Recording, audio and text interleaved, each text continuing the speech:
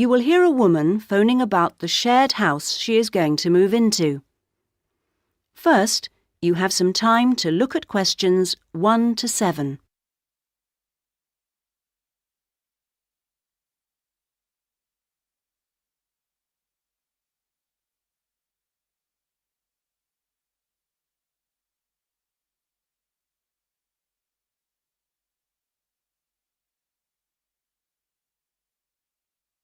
You should answer the questions as you listen, because you will not hear the recording a second time.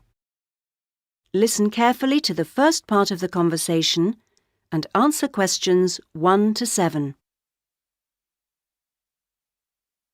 Hello? Hello, this is Hilary. I'm calling about the house. I'm moving in next week. Oh, yes, Hilary. This is Judith. I met you when you came to look at the house. Yes, I just had a few more questions I wanted to ask. Of course. Well, first, about the rent. I realise I didn't check what it included. Yes, that's important. It includes most things. We don't have to pay extra for heating, for example, just for the telephone, which is fair enough, I suppose. Local taxes are part of the rent, so that's not a worry. That's fine. Then I remember I should have sent my letter of reference to the landlord by now, but I haven't got his address. Yes, you should get that off right away. Address it to Mr. Crawley. He's at 14 King Street. Is that in Exford? Yes. And then you'll need to put the postcode, of course. It's AP12 7QT. Got that, thanks. I also realise I don't know exactly what the house has in the way of equipment. Is there a microwave, for example? There isn't. None of us feels the need. Oh, fine. I'm sure I can do without one too. What about a hairdryer? Maybe you should bring one, if you need one. I'll buy one, yes. And TV? Oh, yes. We've got 2, in fact. Was there anything else? I just wondered if there were any rules. Not really. We share the cleaning, things like that. We do have to be careful about loud music. Yes. So we've agreed that there shouldn't be any loud music after 9, and that we don't play music at all in the living room after 10. Up to 11 in your own room's okay, as long as it's not too noisy. That sounds good. And is there somewhere safe I can keep my bike? That's difficult. To be honest, lots do get stolen round here. We haven't got a garage, so we tend to park ours in the garden so that they're hidden from the street. OK. Now, I hope you like cooking. Yes, I do. Do you all have shared meals? Not very often, actually. But when the weather's good in the summer, we like to have a barbecue together, which we do each Wednesday. We tend to go out at weekends. Sounds fun. Before you hear the rest of the conversation, you have some time to look at questions 8 to 10.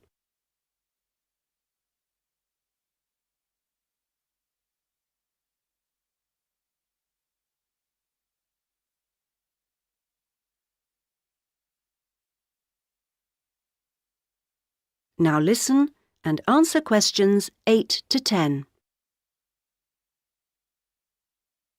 Are you familiar with this area? A bit. Actually, there are a few things that I'd like to know the location of. A bank, for example. Yes, there's one quite close. You just go up to the junction near the house, the one where 4 roads meet, and go straight ahead and then take the second left. It's a little way down there on the left-hand side. That's convenient. Another thing is that I'd like to check my emails quite often. I was wondering how far away an internet cafe was. Well, there are a couple, actually, but one's much cheaper than the other. The one I use is very handy. You just go up to the big junction and then, well, I go straight ahead and then turn right so that it's on the right-hand side.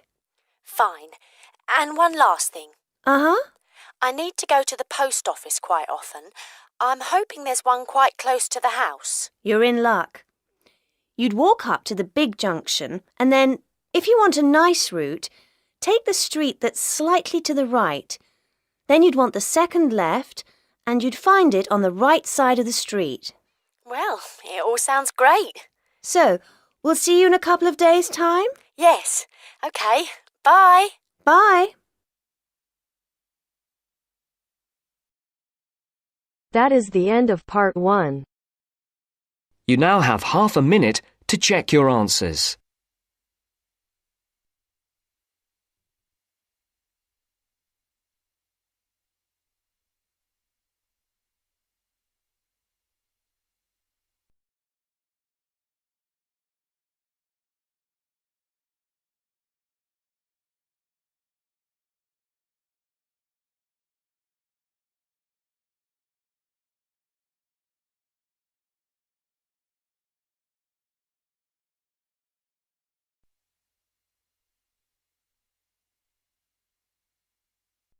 Now turns to part 2. Part 2. You will hear a podcast on Camber's theme park. Now you have some time to look at questions 11 to 16.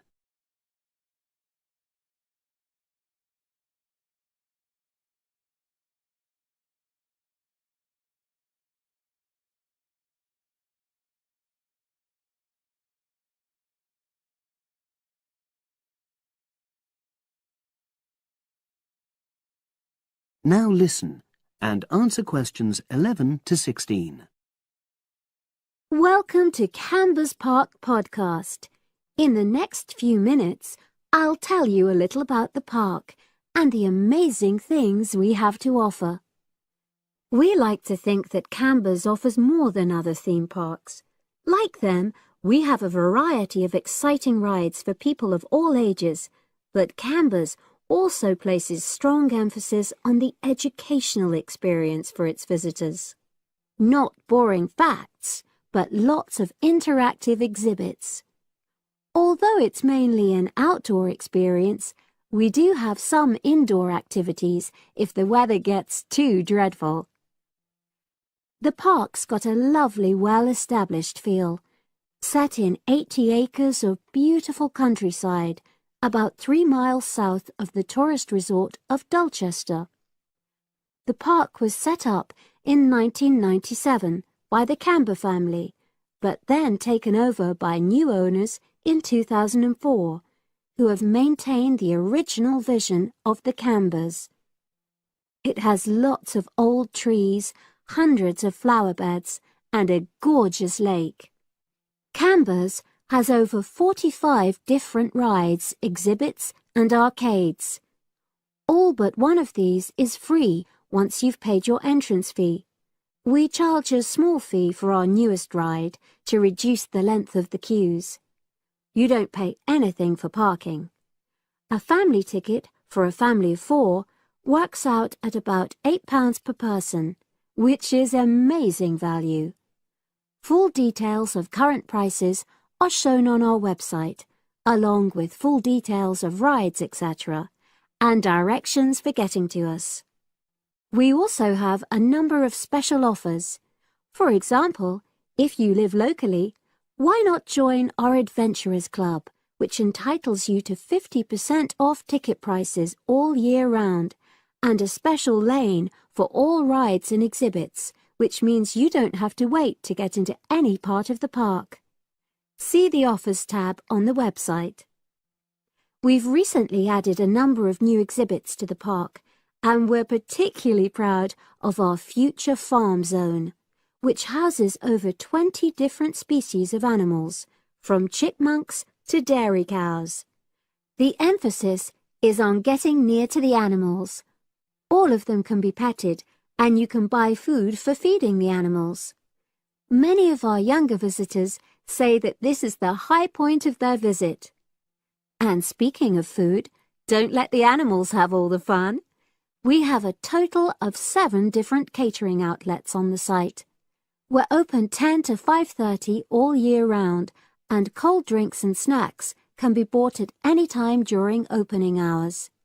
And hot food is available most of the day in the Hungry Horse Cafe from 11 until 5. Just half an hour before closing time. Now you have some time to look at questions 17 to 20.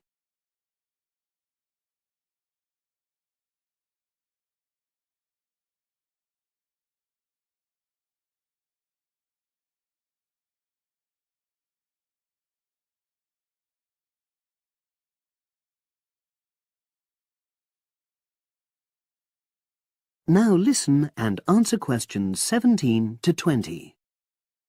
Now we want all our visitors to have an exciting time when they come to the park, but our first priority must be safety. Parents and guardians know their children's behaviour and capabilities, but here at the park we have set certain conditions for each of the rides to ensure that all visitors get the maximum enjoyment out of the experience and feel secure at all times. There are 4 major rides at the park. Our newest ride is the River Adventure, which is designed to reproduce the experience of whitewater rafting. No amount of protective clothing would make any difference, so only go on this ride if you're prepared to get wet. Children under 8 can go on this ride, but all under 16s must have an adult with them. Not all of our rides are designed for thrills and spills. Our Jungle Gym roller coaster is a gentler version of the classic Loop-the-Loop, specially created for whole family enjoyment, from the smallest children to elderly grandparents, suitable for all levels of disability and health conditions. Carriages have comfortable seating for up to 8 people with safety belts for each passenger, which must be worn at all times. Sit back and enjoy the scenery. One of the best established and most popular of Canberra's rides is the massive swoop slide. Whiz down the polished vertical slide 9 meters in height and scream to your heart's content. There are no age or height restrictions. Be careful though, you must have on long trousers so you won't get any speed burns. And then there's the famous Zip Go-Kart Stadium with 16 karts, 8 for single drivers and 8 for kids preferring to ride along with mum, dad or carer. Take part in high-speed races in our specially designed Formula 1 style karts, but no bumping other karts, please. All riders must be above 1.2 meters because they have to be able to reach the pedals, even in the shared karts. Full details of all safety features are available on our website at www.camberspark.com. So come and make a day of it at Canberra's theme park.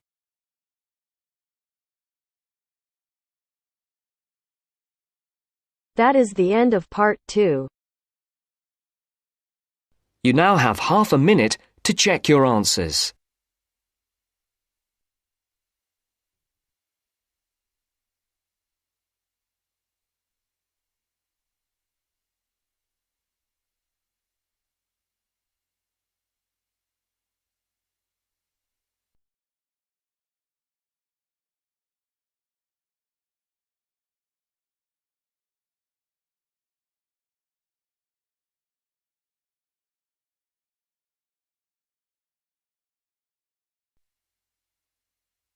Now turns to part 3. Part 3. You will now listen to a talk on bicycles. First, you have some time to look at questions 21 to 25.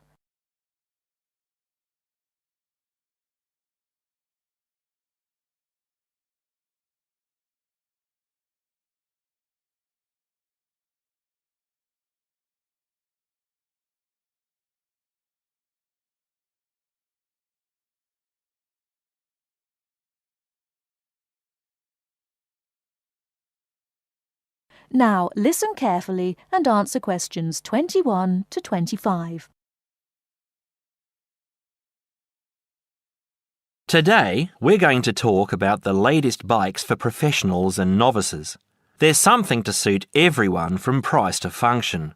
The Atlantis is a touring frame. It's also perfect for commuting and trail riding, and anything short of super fast road riding. The tubes are stout, to take touring loads and trail abuses. The tyre clearances are majestic, so you can fit tyres up to 2.35 inches.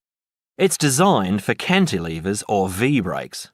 If you have to limit yourself to just one bike and you want to be able to ride just about anywhere, this is the bike to be on. It is our most popular model for just that reason, and there isn't an unhappy Atlantis owner in the land.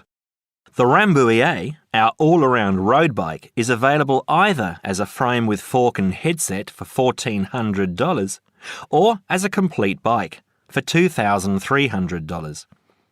Compared to the Atlantis, it is a lighter frame, not intended for loaded touring or rough trail riding. As a road bike, it has side pull brakes. The Quick Beam is our version of the single-speed bike. We've done it a little better though. The crankset has a 42-34 combination, running an 18-toothed freewheel cog in the rear. And the rear hub is threaded opposite the drive side, so you can install a fixed cog of your own choice. In essence, you can have 4 speeds on the Quick Beam if you choose. The Quick Beam is available as a frame with fork and headset for $900 or as a complete bike for $1,300. This is a rugged, versatile bike that you can ride on the road as well as on rough trail. Before you hear the rest of the talk, you have some time to look at questions 26 to 30.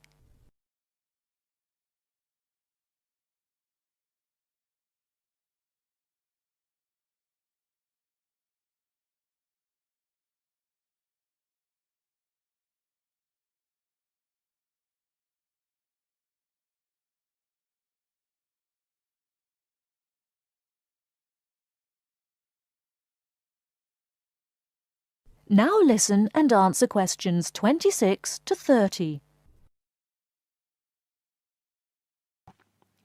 The Saluki is our roadish, light touring, randonneuring frame. It's designed for 650B wheels. If 650B means anything to you, you'll either love it or think it's marketing suicide. If you're new to 650B and a follower, you won't want it. If you're new and a rebel, you will. Now, I'll just talk a little about saddle comfort. The road bike, for the most part, has turned into a high-tech, uncomfortable machine, and the proof is all around us. Look through any bike magazine or catalogue, and you'll see the saddle up to 6 inches higher than the handlebars. It is impossible to be comfortable on such a bike. It forces you to lean forward, putting more weight on your groin, hands and arms. People ride these bikes with straight, locked-out arms and wake up with aching backs. They endure it, get used to it, or buy recumbents. When we custom design a bike for you, you'll be able to get a comfortable position. Your back will be between 45 and 50 degrees, and there will be a noticeable bend in the arms. And most importantly, your arms won't be supporting your body weight. You won't have to look up to look ahead, because you won't be hunched over and low. That means our bikes are more accessible for riding on the flats, or even for short climbs. We consider this when we design and build your custom frame. That is the end of part 3. You now have half a minute to check your answers.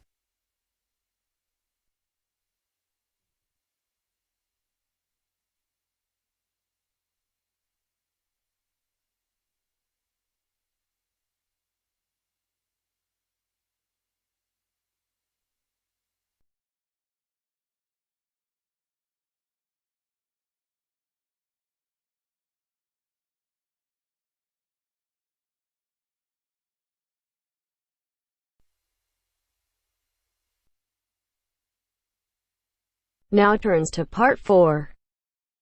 Part 4. You will hear part of a lecture about a place called Cuba PD. Listen carefully and answer questions 31 to 36.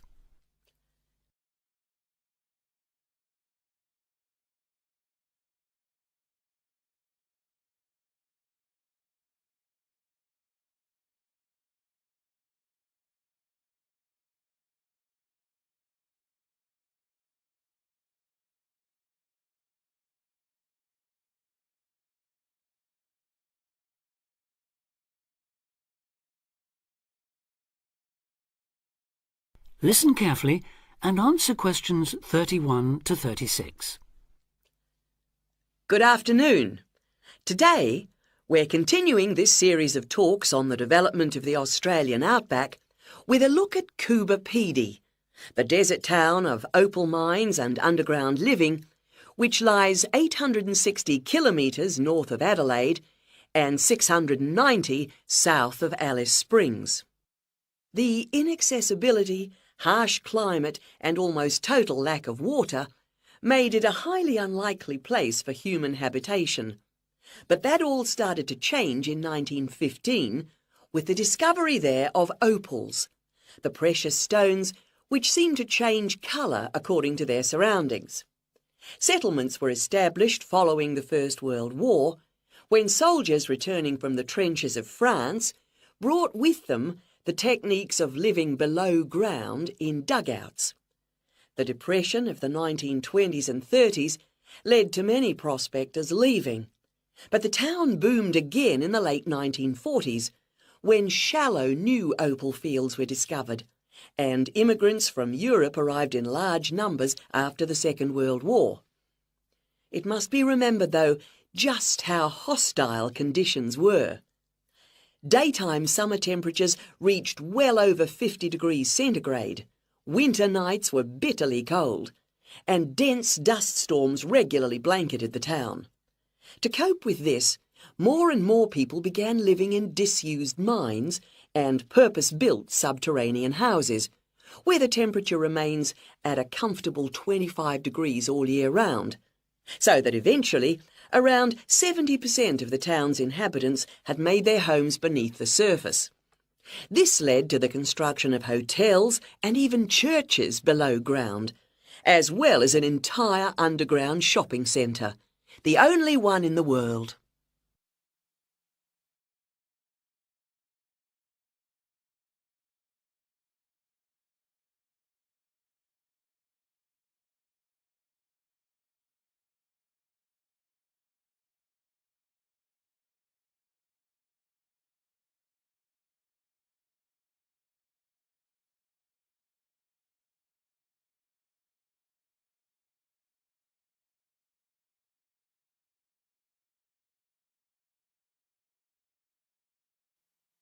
Now answer questions 37 to 40.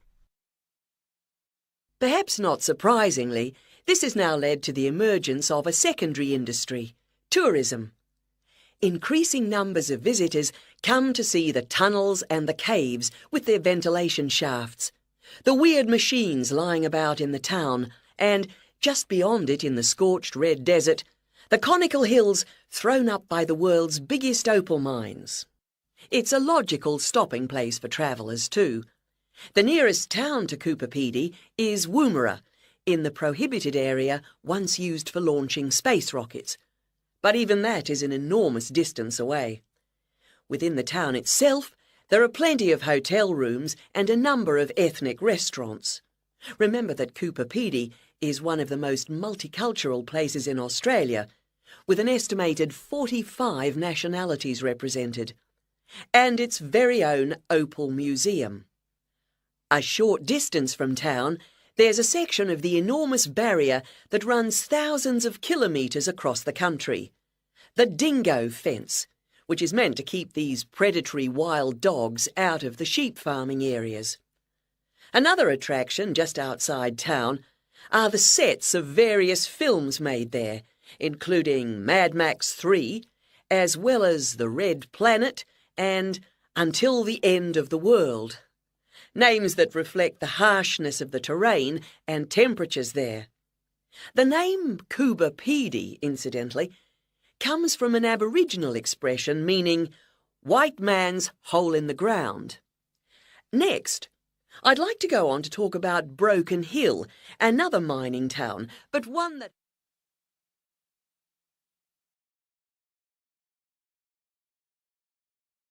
That is the end of part 4. You now have half a minute to check your answers.